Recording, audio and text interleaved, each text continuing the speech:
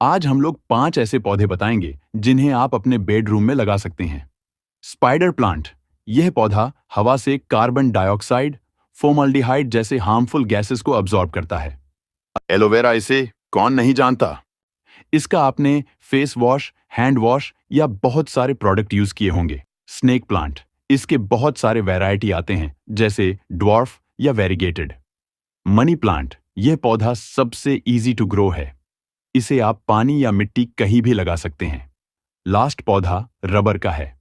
यह बहुत ही Hardy plant है और बहुत लंबे समय तक यह पौधा रहता है। तो दोस्तों, आप भी इन पौधों को अपने बेडरूम में लगाइए और अपने बेडरूम की हवा को स्वच्छ कीजिए और सुकून की नींद लीजिए।